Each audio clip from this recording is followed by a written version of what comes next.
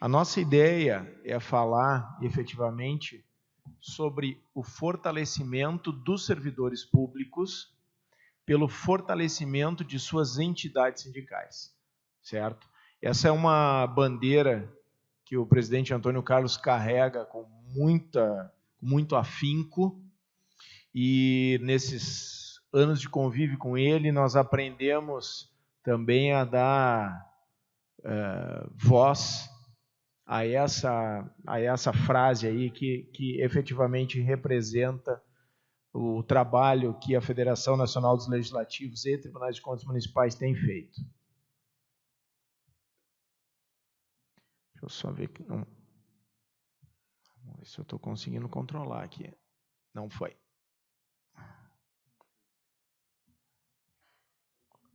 Foi. Ok.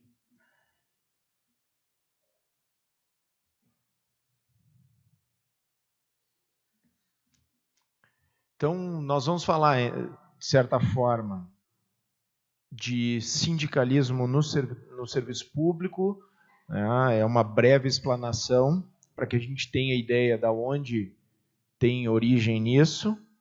Tá? Nós não vamos falar da origem do sindicalismo como um todo, mas sim dele no serviço público. Passa para mim que não está passando aí. Então, o que nós temos? Em 1978, a Organização Internacional do Trabalho aprovou a Convenção 151. Essa convenção é um grande marco para o sindicalismo dos servidores públicos, porque ela determina, entre outras coisas, ela traz, entre outras questões, o princípio da negociação coletiva entre os trabalhadores públicos e os governos das 3 esferas, municipal, estadual e federal. Então, a Convenção 151 abre em todos os países representados na OIT essa possibilidade da negociação entre servidores e os governos das 3 esferas. A Convenção 151 foi aprovada no Brasil, foi ratificada no Brasil em 2010, passando a integrar a ordem jurídica nacional. Logo, as determinações contidas na Convenção 151 devem ser aplicadas em todo o território nacional. Fazendo um parênteses aqui, pelo sistema jurídico do Brasil, a partir do momento em que uma convenção ou um tratado internacional ele é ratificado pelo Congresso Nacional, esse tratado ou essa convenção ele tem força de lei. Ele não precisa de nenhuma legislação que o replique, que o destaque ou que qualquer coisa semelhante, salvo se precisar de alguma explicitação de algum ponto. Então, o que cabe aos servidores, principalmente de uma casa legislativa? Conhecer e entender a Convenção 151, certo? Essa Convenção 151, entre outras convenções da OIT, como eu referi, ela já foi ratificada no Congresso Nacional.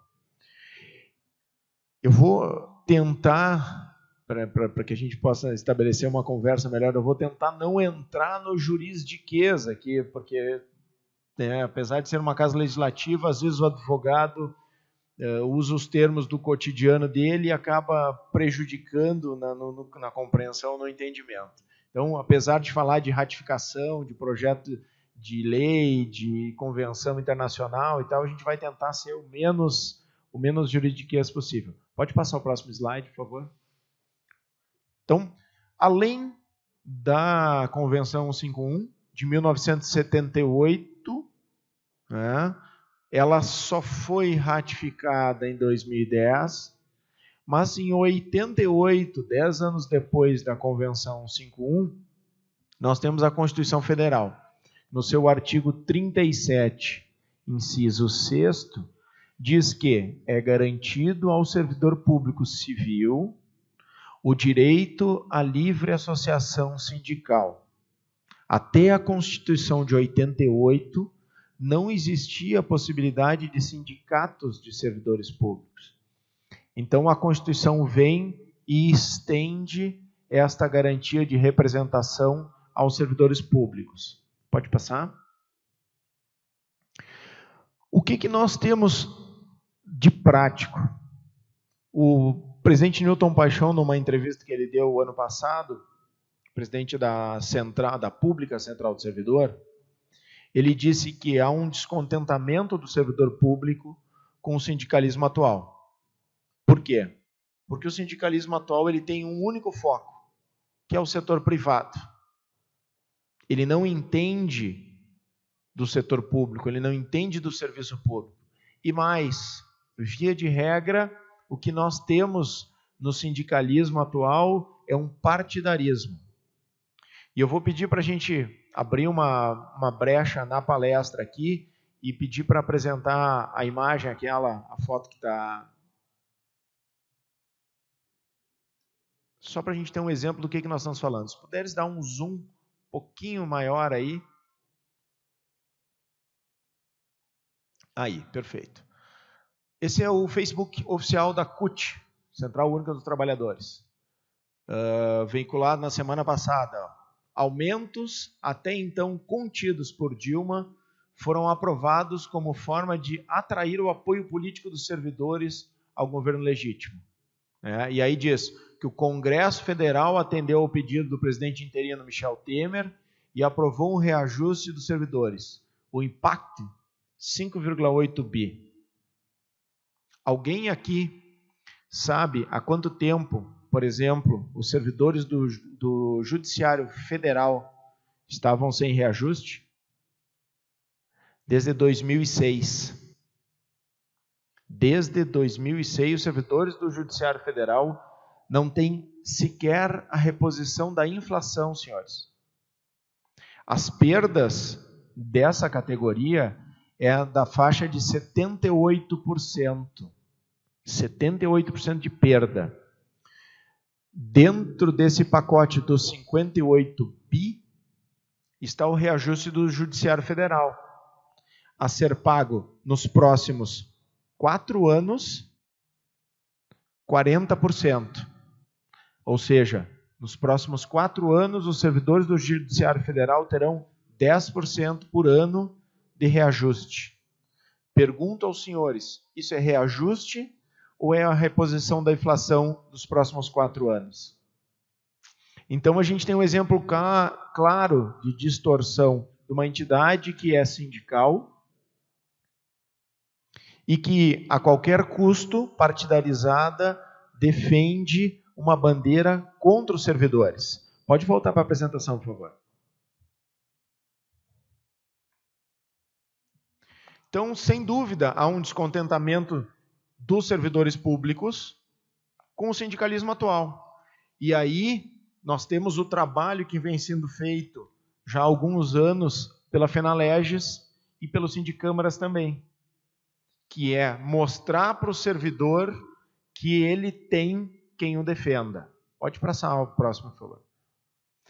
Por que isso? Porque se ingressa no que alguns autores de direito administrativo têm falado da pós-modernidade no direito sindical. Ou seja, conscientes de que aquele antigo modelo de assistencialismo já não alcança, já não supre as expectativas dos servidores, né?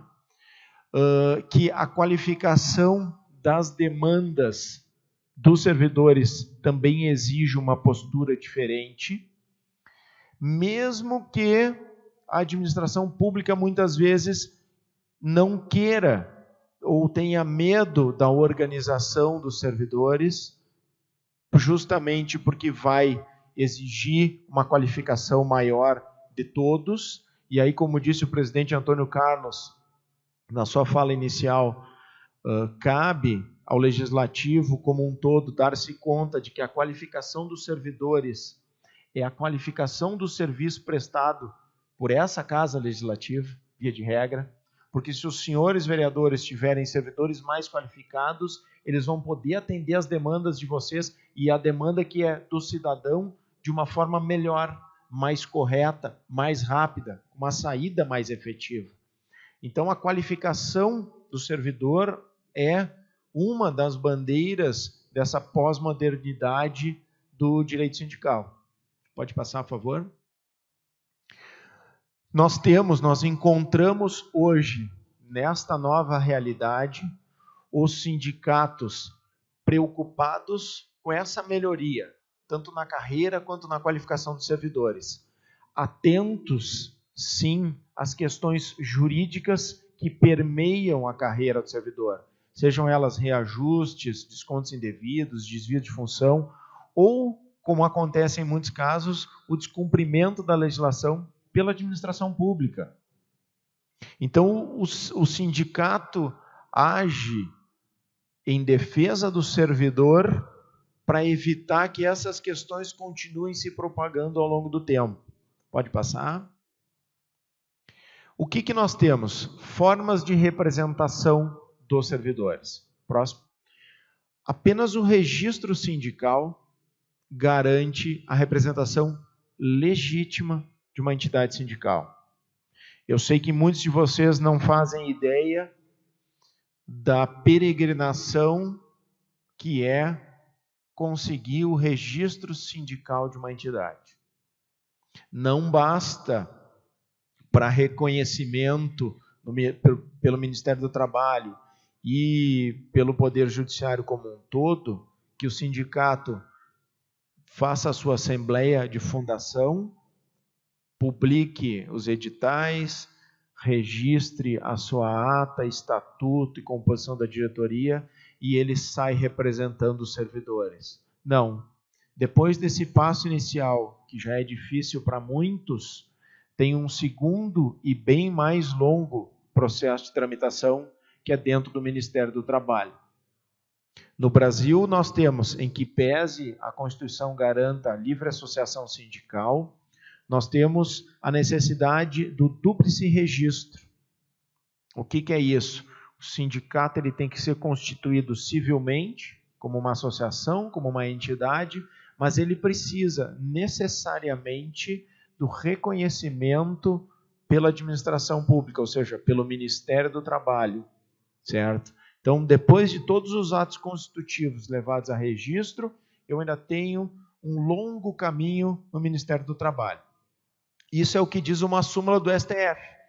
A ausência de legitimidade do sindicato para atuar perante a Suprema Corte. Ou seja, se o sindicato não tem o registro sindical, por isso que eu falei do dúplice registro, se ele não tem o registro sindical, ele não pode representar os seus servidores da sua base territorial no Poder Judiciário como um todo.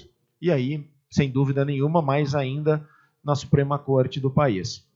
Pode passar. Nós temos também a representação genuína dos servidores. Esse caso, depois o vereador Valdo vai, ao final, fui informado pelo Sérgio Lerra, ele vai dar um depoimento de Bragança Paulista. Pena que a imagem na tela ela não fica boa. Mas esse foi o primeiro acordo coletivo firmado por servidores do Legislativo que não tinham um sindicato. Quem foi que deu suporte e que representou os servidores? A FENALEGES, certo? Então, pensando nessas questões de representação dos servidores nas demandas específicas, nós temos, além do Sindicâmaras, que representa, como disse o presidente Antônio Carlos, quase 500 municípios no estado de São Paulo, nós temos a FENALEGES, presente nas 5.569 câmaras legislativas do Brasil. Esse documento é o termo firmado entre a Câmara de Bragança Paulista, a Comissão de Servidores criada especificamente para isso, e a FENALEGES. Então, não tínhamos uma representação legítima, porque não havia um sindicato lá representando os servidores, mas tínhamos, sim, uma representação genuína, feita pela Fenalés. Próximo. E aí, algumas questões também sobre a representação jurídica dos sindicatos na prática. Pode passar. Em 2010, a Justiça do Trabalho de São Paulo reconheceu que o servidor que não está filiado ao sindicato não pode se beneficiar das questões obtidas no acordo coletivo. O servidor afirmou veementemente na ação judicial que ele não pagava a mensalidade associativa, que ele não era sindicalizado, que ele não estava representado pelo sindicato. E numa decisão que, de certa forma, inovou, o juiz da 30ª Vara do Trabalho de São Paulo reconheceu que se ele não se sentia representado pelo sindicato, a ele não podiam ser estendidas as garantias obtidas no acordo coletivo. Isso é uma decisão que merece ser referida, uma decisão que merece ser trazida para que a gente se dê conta da força que tem o sindicato. Pode passar. Direito dos servidores. Sem dúvida nenhuma, os interesses coletivos ou individuais dos servidores podem e devem, quando necessário, serem exercidos pelo sindicato, inclusive, como garante a lei, na qualidade de substituto processual. Ou seja, o sindicato vai servir, algumas vezes, como o plástico bolha ou papel entre os cristais. O servidor sofre uma questão de assédio moral, como a gente já viu em vários casos recentes, e aí eu trago aqui como exemplo um caso que aconteceu no Rio Grande do Sul, uma servidora do Ministério Público que sofria diariamente assédio moral com o promotor com quem ela trabalhava, né? E esta servidora ingressou com uma ação por meio do sindicato contra o promotor e não contra o Ministério Público. E numa decisão que também é inovadora, o juiz responsável pela causa determinou que este promotor fosse condenado por assédio moral e que reparasse a servidora assediada com uma indenização pecuniária, se não me engano, da ordem de R$100 mil. Esse processo ainda aguarda a decisão do Tribunal de Justiça do Rio Grande do Sul. Mas o interessante aqui é que, além do sindicato fornecer o apoio jurídico, o Ministério Público integrou a lide e disse: estes atos que causaram o assédio moral, o promotor fazia em nome próprio e não representando o Ministério Público. Ele não era o Ministério Público quando ele fazia isso. E aí a condenação do agente público responsável pelo ato. Só que, se esta pessoa tivesse que ingressar com uma ação em nome próprio, sozinha, provavelmente ela não teria coragem de encarar um promotor público numa cidade, por exemplo, do interior, porque era numa cidade do interior, era uma cidade do interior do Rio Grande do Sul. Vocês imaginem a servidora do promotor ingressando com uma ação contra ele em nome próprio, quer dizer, cavando o próprio túmulo. E, dentre outras questões que cabem no direito aos servidores, é a liberação para o desempenho do mandato classista. Enquanto ele está na diretoria do sindicato, o sindicato registra junto à Superintendência Regional do Trabalho uma lista dos representantes, ali 5, 6, 7, 8 representantes que têm direito, têm as garantias constitucionais e da CLT do mandato classista. Certo? Pode passar, por favor. Ferramenta de suporte às entidades sindicais. Nós temos dito em todas as oportunidades que temos, que para que o servidor tenha o suporte, ele tem que entender a necessidade da manutenção das entidades sindicais. Essa sustentação financeira, ela é decorrente da CLT, ao artigos 578 e seguintes, que prevê a contribuição sindical obrigatória. Até o ano de 2010, mais ou menos,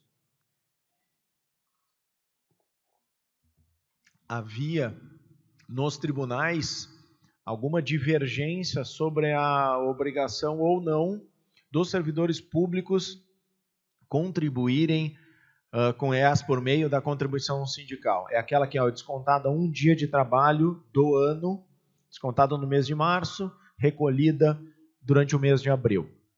Então, até 2010 havia ainda alguma discussão acerca desse tema. Alguns tribunais entendiam que o servidor público que não fosse seletista, ou seja, o servidor público estatutário, ele não deveria recolher a contribuição sindical obrigatória porque ela era uma previsão da CLT. O Supremo Tribunal Federal e o Superior Tribunal de Justiça consolidaram o entendimento de que, sim, o servidor público também é um trabalhador e o servidor público também tem essa contribuição obrigatória. Vou fazer um parênteses aqui para que vocês também reflitam sobre isso. Existem duas formas de contribuição sindical. Esta que nós referimos agora, a contribuição sindical obrigatória, e a contribuição associativa, aquela que o servidor decide sindicalizar-se. Não, eu quero que o sindicato me represente em toda e qualquer situação e eu quero poder usufruir de alguns benefícios que o meu sindicato ou a minha federação tem. Então ele se associa e ele paga uma mensalidade.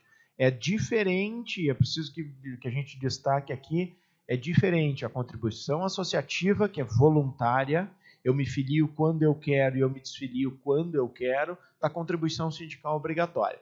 Pode passar? Então, tanto seletistas quanto estatutários, que era o que eu referi agora, e os servidores em cargo, ocupantes de cargos em comissão ou contratos temporários, constituem uma categoria profissional específica, categoria dos servidores públicos. E, conforme o artigo 579 da CLT, todos estes servidores devem recolher a contribuição sindical obrigatória, certo? Pode passar.